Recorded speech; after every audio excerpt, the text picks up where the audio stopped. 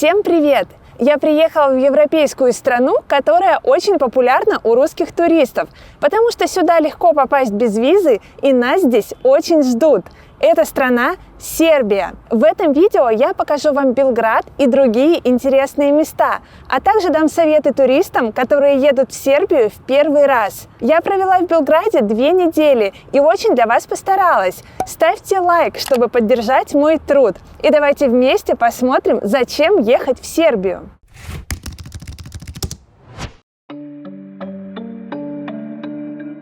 Столица Сербии – Белград. Чаще всего туристы приезжают именно в этот город. Для въезда в Сербию россиянам не нужна виза.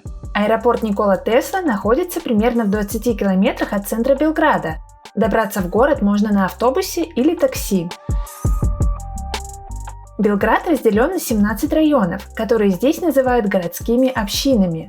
Все они сильно отличаются друг от друга. Каждая община будто отдельный город. Туристов, как правило, больше всего интересует 2 района – Старый Град и Земун. Сербия – это часть Европы, однако местная культура во многом похожа на российскую, а сербский язык интуитивно понятен. Вдумчиво читая названия и вывески, вы легко догадаетесь о значении слов. Кроме того, многие сербы свободно говорят на английском языке. Несмотря на то, что вы находитесь в Европе, вы не раз поймаете себя на мысли, что тут вы как дома. В Белграде я решила остановиться в старом городе и выбрала отель Serbia Garden. Небольшой, современный, с хорошими отзывами.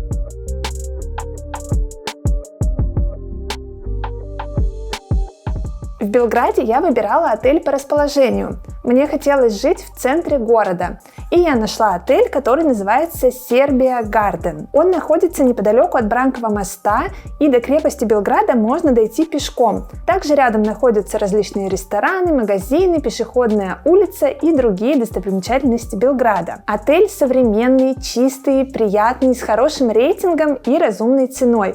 В описании под видео оставлю для вас ссылочку, чтобы вы могли посмотреть, сколько он будет стоить на ваши даты. В этом отеле хорошие номера, я провела здесь уже несколько дней и могу отметить, что тут удобная кровать, хорошая шумоизоляция, также есть кондиционер, чайник, телевизор и очень хороший Wi-Fi. В отеле приятный персонал, тут всегда готовы ответить на ваши вопросы, в чем-то помочь. Также отмечу, что здесь хорошие завтраки. Поначалу мне показалось, что выбор небольшой, но если присмотреться, то на самом деле он достойный. Есть несколько горячих блюд, салаты, холодные закуски, йогурты и так далее. Завтраки проходят в формате шведского стола. Единственный негативный момент, который я заметила в отзывах об этом отеле, это проблемы с парковочными местами. У отеля есть своя парковка, но не всем удается поставить туда автомобиль. Вообще, если вы путешествуете на автомобиле по Белграду, то лучше вам выбирать отель не в центре, потому что вообще в центре Белграда есть проблемы с парковочными местами. Так что перед поездкой просто почитайте об этом, может быть, вам стоит выбрать какой-то другой район, где проблемы с парковкой не такие большие. В целом отель чистый, приятный, с хорошим расположением, мне здесь понравилось. Поэтому в описании под видео оставила вам ссылочку, проверяйте цены на ваши даты, бронируйте, читайте отзывы.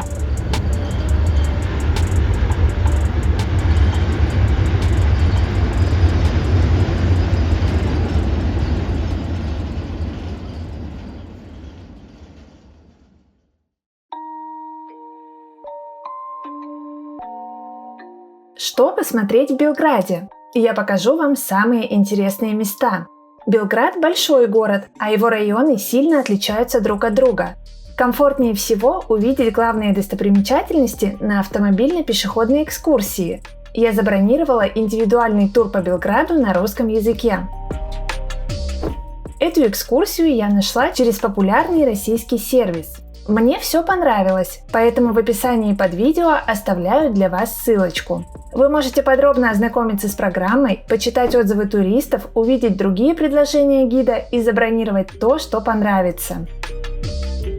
Экскурсия, которую я выбрала, длится более 5 часов и охватывает все интересные места Белграда. Мы начали знакомство с городом в районе Земун. Это место нравится многим туристам.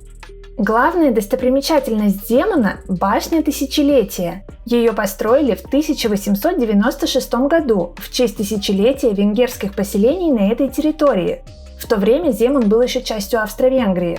Сегодня она стала символом Белграда. Земун называют городом в городе. Даже жители этого района часто говорят, что они не белградцы, а земунцы. Архитектура и атмосфера этого места отличаются от остального Белграда. Земун – это старинные церкви, узкие мощеные улочки, одноэтажные домики в австро-венгерском стиле, десятки уютных кафе, красивая набережная Дуная с лебедями. На мой взгляд, сюда стоит съездить не только в рамках экскурсии, но и просто погулять. Здесь очень приятно находиться.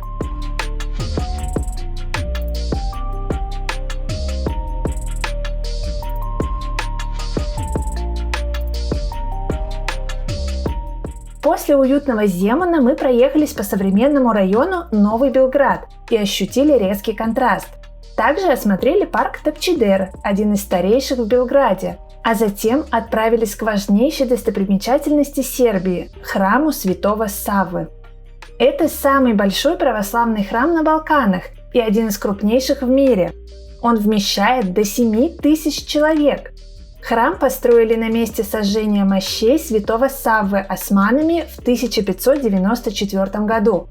Внешне он напоминает стамбульскую Айя-Софию. На экскурсии вы узнаете почему.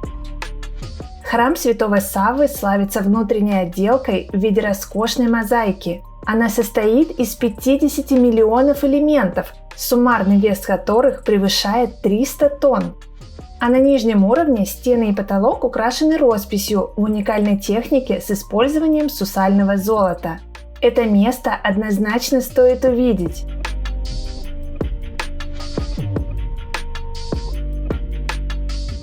В центральной части Белграда вы увидите исторические здания и европейский стиль в архитектуре, а также несколько интересных соборов, в которые стоит заглянуть.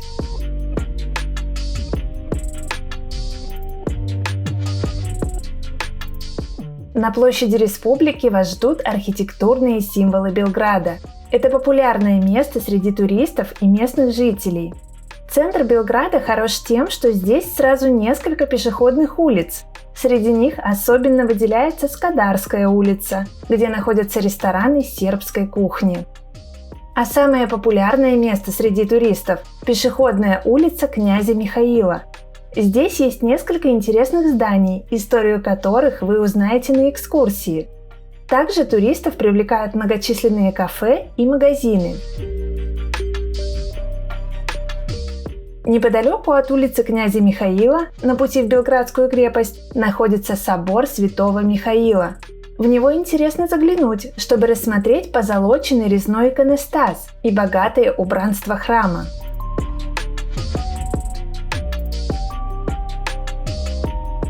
Главная достопримечательность города – Белградская крепость. Она расположена на вершине холма в месте слияния рек Сава и Дунай.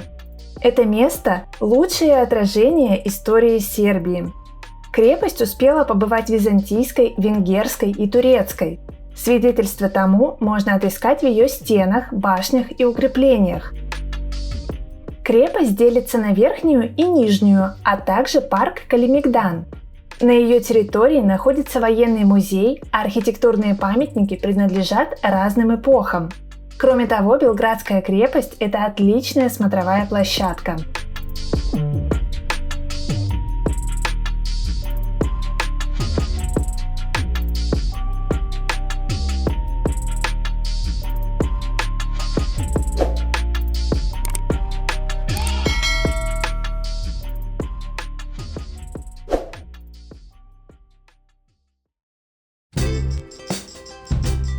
В Белграде две реки – Дунай и Сава.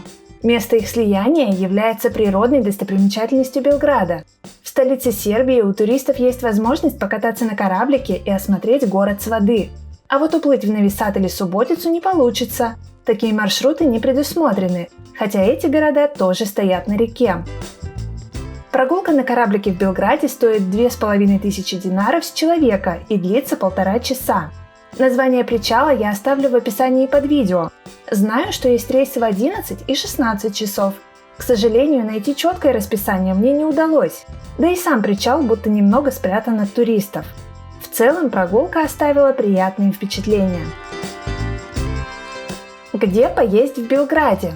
Попробовать сербскую кухню можно в ресторанах, которые называются кафана. В туристических местах Белграда их полно. Мне понравилось историческое заведение «Кафана. Знак питания». Название этого и других ресторанов я пропишу в описании под видео. Там же будет ссылочка на мою статью, где я рассказала, что стоит попробовать в Сербии. Из современных заведений выделю Джун-кафе.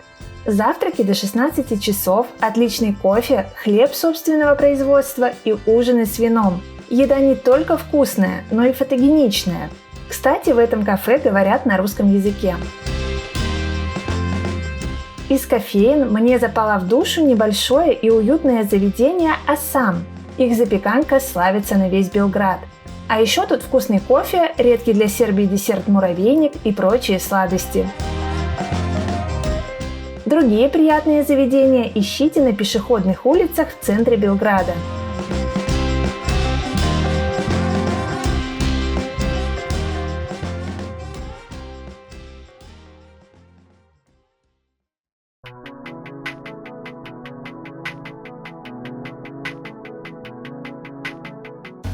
Самым красивым городом в Сербии считается Нови Сад. Я добралась до него на скоростной электричке с железнодорожной станции Новый Белград. Билет можно купить в кассе на вокзале, он стоит около 700 динаров. Электрички ходят каждый час. Достопримечательностей в Нови Саде немного, но каждая из них стоит внимания. Главное историческое место в городе – Петроворадинская крепость. Ее называют Гибралтаром на Дунае. Крепость строили австро-венгры в качестве защиты от турок в 17-18 веках. Она отлично сохранилась.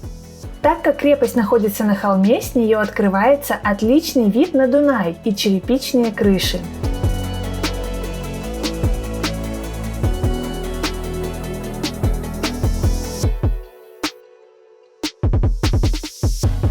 Нови Сад не такой шумный и оживленный, как Белград.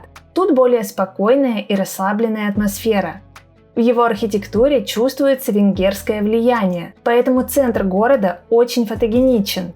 Мощеные пешеходные улицы с десятками ресторанов, красивые соборы и фасады зданий. Я рада, что решила сюда съездить.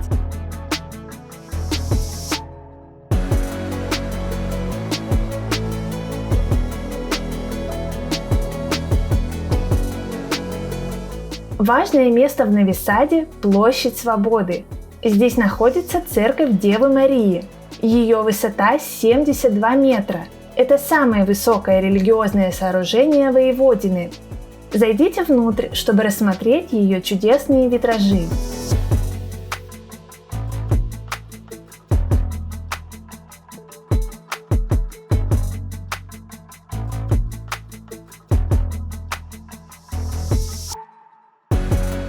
Также на площади Свободы находится городская ратуша, еще один символ Нови Сада.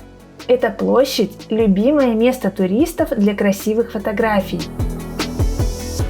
На мой взгляд, одного дня для осмотра Нови Сада будет достаточно. Основные достопримечательности можно без спешки обойти всего за несколько часов.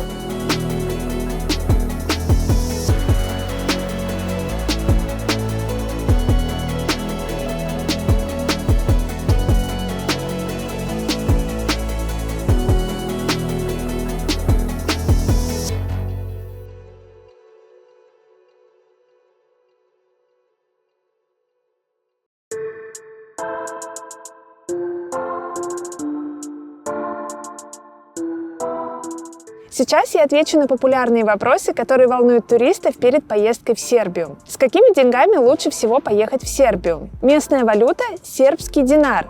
Хоть Сербия и европейская страна, все расчеты здесь проходят в динарах, а не в евро. Но выгоднее всего поехать именно с евро. Если у вас есть валюта, то приезжайте с ней и меняйте здесь уже на сербские динары. Для этого нужно отправиться в частные обменники, которые называются меняшницы. В них очень хороший курс. Если же евро у вас нет, то выручит российская карта платежной системы Union Pay. Главное, чтобы банк был не под санкциями. Расплачиваться ей можно не везде, а вот снимать деньги в банкоматах можно. У меня карточка Газпромбанка, я пробовала снимать в банкоматах, все работает. За каждую операцию берут комиссию 450 рублей, поэтому выгоднее всего снимать сразу большую сумму. Курс обмена не очень выгодный, но все-таки это рабочий способ, поэтому взять его на заметку можно, особенно если у вас нет наличных евро. Местные банкоматы не берут комиссию. Комиссия есть именно у российского банка. А название банкоматов, в которых можно снимать деньги, я вам пропишу. Следующий вопрос – транспорт. Удобнее всего передвигаться по Сербии на автомобиле. Так можно будет посмотреть очень много мест. В описании под видео оставлю вам ссылочку на проверенный сервис, где можно арендовать автомобиль. Также в Сербию удобно пользоваться такси. Меня очень удивило, что здесь работает даже Яндекс.Гоу. В Белграде отлично развита система общественного транспорта. Тут есть автобусы, трамваи и троллейбусы. И поездка на них стоит всего лишь 50 динаров.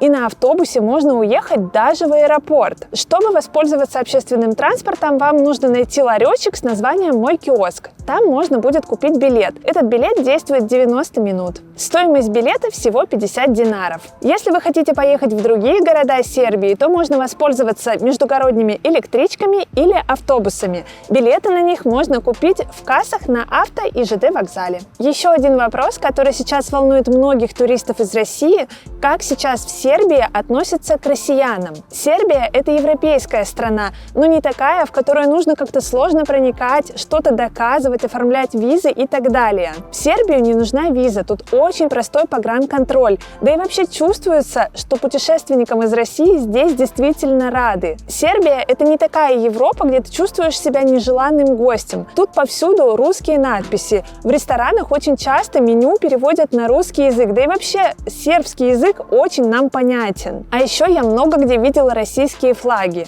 В общем, в Сербии ты порой чувствуешь себя как дома, хотя находишься в Европе. Сербия меня приятно удивила. Мне понравилось в этой стране, и я рекомендую вам побывать здесь хотя бы один раз в жизни, посмотреть Белград, Нови Сад и другие города. Ставьте лайк, если вам понравилось это видео. Подписывайтесь на мой канал, впереди еще много интересных выпусков.